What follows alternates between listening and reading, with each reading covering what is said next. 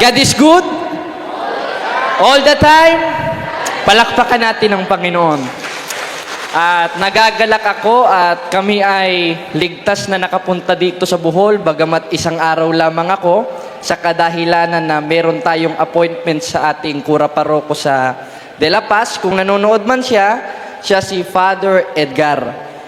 Ngayon, i-share ko lang ang aking istorya, bagamat yung iba'y alam na una, ako ay naloko sa dating daan o bogus na relihiyon na iniregister ni Mr. Eliseo Soriano na napakadaming pangalan.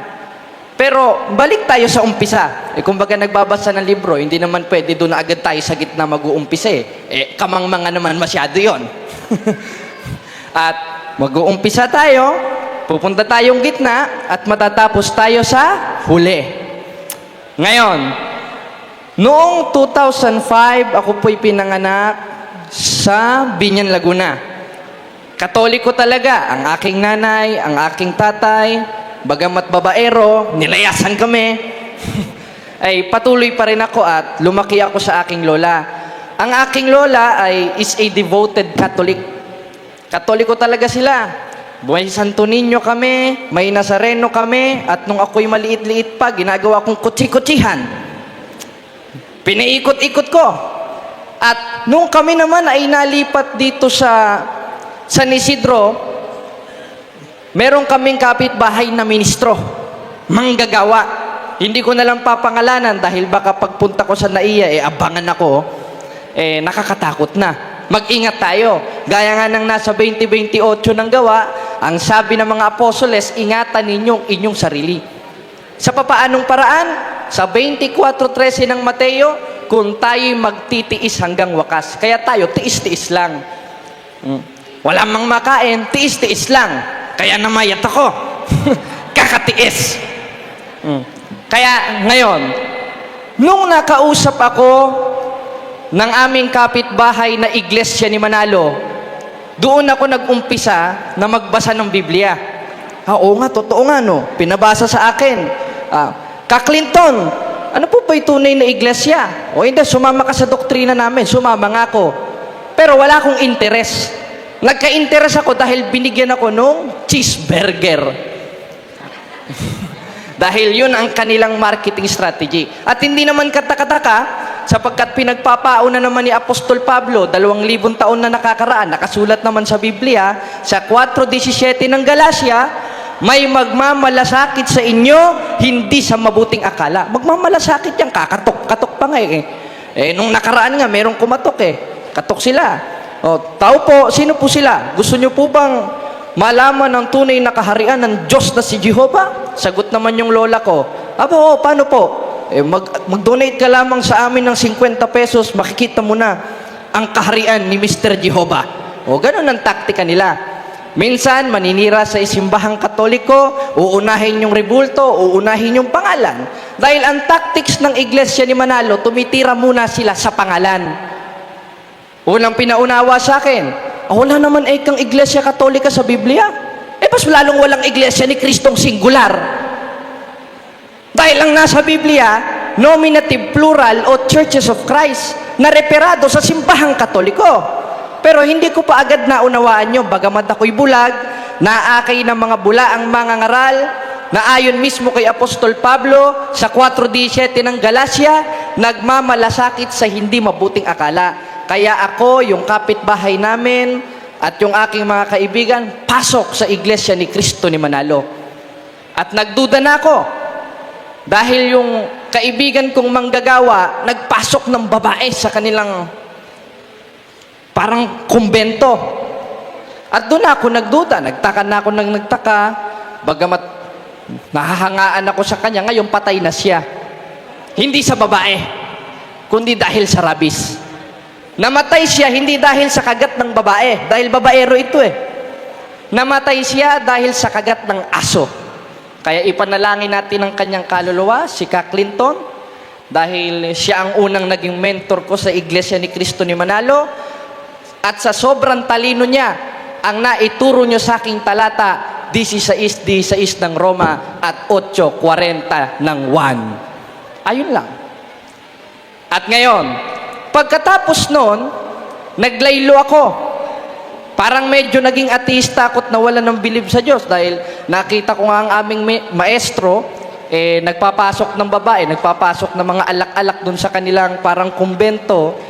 Nakapanood naman ako ng programa ni Mr. Eliseo Soriano, yung Ang Dating Daan. Pagbungad pa lang, gago! Gano'n agad ang sinabi. Mura agad ang sinabi. Sabi ko, ayos ito May ganito palang mga ngaral. At agad naging idol ko si Mr. Soriano na siya namang ginagamit kong estilo sa diskusyon sa awa tulong ng Diyos. Dahil ni isang pastor na protestante, napalayas namin sa plaza sa pamamagitan ng ganong estilo. Pero yung pagmumura, hindi ko na kinuha. Dahil ang sabi nga ni Apostol Pablo sa unang Tesalonica 5:22, layuan ang bawat anyo ng masama at subukin ang lahat ng bagay. Kaya wala na masama kung susubukin natin yung estilo. Basta't wag lang yung mura. Wag lang yung mabahong bungangan ni Mr. Soriano. Dahil baka makahawa pa ako sa aking mga kapatid. Dahil ang masamang kasama sa 15:33 ng unang Korinto, sumisira ng magandang ugali. Kaya nung una, nasira ang ugali ko, naglaylo ako sa Iglesia ni Cristo ni Manalo at naging basagulero dahil sa kanila. Kaya lahat, hinahamon ko ng suntukan. Sa palengke, sa kanto, ako ang laman ng barangay. Kaya kung nanonood man yung kapitan sa aming barangay, siguro, namayapa na rin yun, si Kapitan Boy Marpil, kilala niya ako dahil ako ang pabalik-balik sa kanila nung 2020 hanggang 2021. At sunod nun, naanib na ako sa Iglesia ni Soriano o tinatawag na Ang Dating Daan o Iglesia ng Diyos kay Kristo Jesus. Malaman at nakasalamuha ko rin si Daniel Rason, ang kanilang kinikilalang sugo, na bagamat ngayon ay patay na si Eli Soriano, siya nang pumalit. Hindi na sugo, subo na. Dahil yung mga miyembro, napasubo na. Katakot-takot na target, katakot-takot na pera, katakot-takot na mga assignment na pinapagawa nila na hanggang ngayon pabigat pa rin sa kanilang mga miyembro. Kaya ako, naglaylo rin sa kanila, bagamat kinikilala ko siyang sugo, at yung iba pa, yung mga KNP, sila Mel Magdarao, yung nakausap ni Father Darwin, kilala ako niya. Sila Josel Malyari, nakasama ko yan. Pero simula noon, lumabas na ako sa kanila. Sa kadahilanan na yung itinuturo ni Daniel Rason, iba na sa itinuturo ni Mr. Eliseo Soriano. Bakit? Dahil nung panahon ni Mr. Eli Soriano, pwede ang diskusyon. Kaya nangangalat-ngalat sila. Ang top na nakakalaban nila, yung SPMS o yung St. Peter's Man Society. Sila Mr. Froilan Garza, iba pa, hindi ko nakilala yung iba, mga ulyanin At yung iba-iba pa nilang mga debatidor. At simula nun, nung buhay pa si Eli Soriano at nung namatay na, iniba na ang aral. Ang dami nang nagtaka. Maski ako, nagtaka na rin. Nagtanong ako sa manggagawa, bawal magtanong sa kanila Samantalang yung tunay na Kristiyano, sa 3:15, sa unang Pedro, handa dapat sa pagsagot.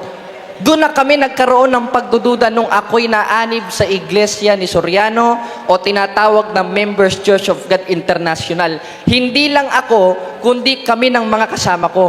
Sabi ko, bakit ganito nang tinuturo dito? Hindi na ito itinuro ng ating dakilang sugong si Mr. Soriano. Dahil ang pagkakilala namin doon, sugo, alagad sa Ginoo, alagad sa Diyos. Pero may ginagawa pala siya na hindi nasanggaling sa Diyos at yun ang pakikiapid sa kapwa lalaki na siyang gawa ng laman sa 5:19 ng Galacia. Kaya napapagtanto nyo, talagang ang lambot niya kumilos, Sino po nakapanood nung Ang Dating Daan? Ayon, si Bro Ayan, makikita nyo, lambot-lambot siya kumilos. Kaya, ang iglesia naman ni Manalo, pinaparatangan siya na bakla, pero itinatago lang naming mga member. Pero alam namin sa sarili namin na si Mr. Eli Soriano ay bayot talaga. Bakla talaga. Tinatago lang namin. Kaya yun ang nahawa sa akin. Kaya yung kilos ko minsan, pag nakikipag-diskusyon, bakla na rin. Kaya yung nakadiskusyon ko si Bro Jando Alabado, ang akala ni Bro Jando, bayot rin ako. Mapapansin nyo. Kaya yon, balik tayo sa istorya. Kami ay nagliwaliw at kami ay umalis nung namuno na si Daniel Rason. At gumawa kami ng sarili naming grupo at ako ang namuno at ang pangalan ay Iglesia ng Diyos kay Kristo Jesus. Katulad rin ng kay Eli Soriano, ang kinikilala naming sugo, si Eli Soriano. Ang kinikilala naming propeta, si Eli Soriano. Pero ako nagtuturo sa kanila. Ngayon, ako rin ang naging kanilang debatidor at inihahain lalo na sa mga CFD. Kaya kung napanood nyo po yung punto por punto noon, kadalasang kamurahan ko si Bro Jando Alabado. Halos kada papasok ako sa Zoom, walang araw na hindi kami nagmumurahan ni Bro Jando Alabado na sa pagkapikon ko, tinataas ko na lang ang aking talampakan. Galit na galit siya. Talagang high blood sa akin ito si Bro Jando noon. Halos makamagsuntukan pa nga kami kung nagkataong talagang magkalapit kami noon at hindi sa Zoom. Ngayon, nagkahamunan kami. Gumawa kami ng tema dahil ang akala ko, ang makakalaban ko ay si Father Darwin Gitgano. Dahil kaming mga MCGI, talagang high blood kami kay Father Darwin Gitgano. High blood kami kay Father Darwin. High blood kami kay Brother Jando. Katunayan, yung isang lokal sa De La Paz, kilala si Bro Jando. Ang tawag pa nga sa kanya, Jandugong. At doon ko nakuha sa MCGI yung pangalan na yon. Ang itinawag naman sa akin ni Bro Jando, Albasura. Bas malala. At yun, nagkahamunan na kami. At hindi ko alam na yung paghahamon pala na yon, yung pala ay magiging kasangkapan ng Diyos upang maibalik ako sa tunay na iglesia ng Diyos na hindi bogus, kundi si Kristo mismo ang nagtayo. 2,000 taon ang nakakaraan. Kaya sumabag ako, gumawa kami ng tema, patutunayan ko na si Santa Maria ay hindi ina ng Diyos ayon sa Biblia. Una pa lang, kampante na ako. Sino po yung makakalaban ko? Ito, ba't ang pangit naman yan? Sabi ko. Ano ba yan? Alima? Kaya ang tawag ko pa kay Bro Paul Alima, sino ba? Alimango ba to? Ano bang klaseng alimango ito? Ano ba klaseng talangka ito makakalaban ko? Yung pala, pagpunta namin, winelcome agad ako ni Bro Kaloy. Palakpakan natin si Bro Kaloy.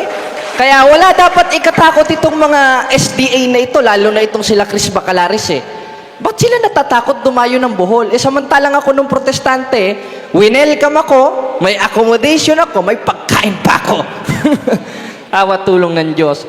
Kaya yung mga sinasabi nila na papatay daw dito, kukuyugin daw, di totoo yun. Kasinungalingan yun. Hindi nasanggaling sa Diyos yun, kundi sa Diablo, gaya ng nasa 8:44 ng 1. Ngayon, nagpirmahan kami. Patutunayan ko si Santa Maria ay hindi ina ng Diyos ayon sa Biblia. Ang akala ko si Bro Paul, maliit na lalaki lang. Pagpunta ko sa stage, pambihira. Ang laki pala nito. Kala ko alimango. Alima pala. At simula nun, ninervyos ako ng gusto. Nanlamig ang kamay ko. Sabi ko, bakit ganito ang nararamdaman ko? Sa mga ibang diskusyon ko, di naman ako nakakaramdam ng ganito Ba't ako nakakaramdam ng ganito? Kaya pag nireview nyo ang diskusyon, ang dami kong Mountain Dew sa aking gilid. Pampalipas nervyos. Kaya ang hirap baluktutin. At pagkatapos ng diskusyon na yon, yung baluktot kong pananampalataya ay nadiretso, sapagkat kung ililiko ko na si Santa Maria ay hindi ina ng Diyos, ano ang ating Panginoon Jesucristo? Di sana bumalik na lang ako sa iglesia ni Manalo. Dahil hindi naman pwedeng si Kristo ay maging tao lang. Siya ay Diyos at tao, ayon mismo sa aral ng simbahan at ayon rin mismo kay Apostolo Pablo sa 2:9 ng Kolosas. At pagkatapos ng diskusyon na yon, naliwanagan ako, hindi ko muna pinaalam sa aking mga kasamahan, pero nalaman nila, kaya katakot-takot na gago, tanga, inutil, tarantado ang inabot ko pag uwi. Talagang mura ang inabot nila sa akin. O, ako pala ang inabot ko sa kanila ay mura. Pero sa ganon, nagpapasalamat ako sa Panginoon dahil winelcome ako ng simbahang Katoliko na siyang tunay na iglesia ng Diyos, hindi yung bogus na iglesia ng Diyos na papalit-palit ng pangalan. Simula nung 1980s, iglesia ni Yahweh Masaha Incorporated, Bayan ng Katotohanan. Ngayon naman ay Members Church of God International. Ano ba talaga?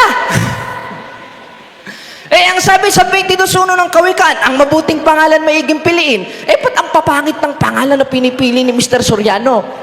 Tapos ngayon naman, namatay na si Soriano, nabubulok ng katawan sa Brazil, bago na naman ang pangalan, MCGI Cares. Kaya kung maghahanap tayo ng letra por letra, wala sa Biblia. Kaya, laking pasasalamat ko sa Diyos, noong ako'y bulag pa, sa pamamagitan ng diskusyon na yon, sa pamamagitan ng CFD Diocese of Tagbilaran, naliwanagan ako at naibalik sa tunay na iglesia ng Diyos na siyang haligi at saligan ng katotohanan sa 3:15 ng unang Timoteo. Kaya salamat sa Diyos mga kapatid, kala Bro Kenneth at kay Bro Jando na dating tawag ko ay Jandugong, nawala ako sa pagkabulag, nalaman ko ang katotohanan na ayon mismo sa Biblia na siyang magpapalaya sa inyo. Amen? Palakpakan natin ng Panginoon, mga kapatid. At muli, salamat po sa inyo. At salamat. At kung pwede lang ako kumante, bibigyan ko kayo ng number Gusto nyo ba? Ayaw nyo? Kanta? Alam nyo yung bato sa buhangin? Sige, ngayon, kantahin natin para sa inyo. Ayan. Kapag ang puso'y natutong magmahal. Sabay kayo. Bawat tibok ay may kulay at buhay. Ngunit kung ang pagsuyo'y lilipas din, bagay kaya ang bato sa buhangin. Tuloy mga kapatid. Kay hirap unawain bawat damdamin,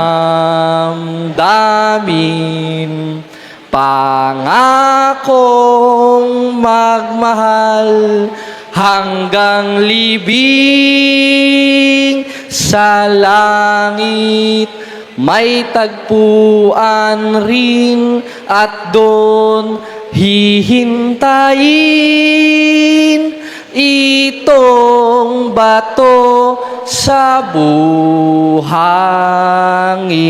Palakpakan natin ang Panginoon mga kapatid. At muli, salamat po sa Diyos at hanggang dito na lang. Ubos na pala oras.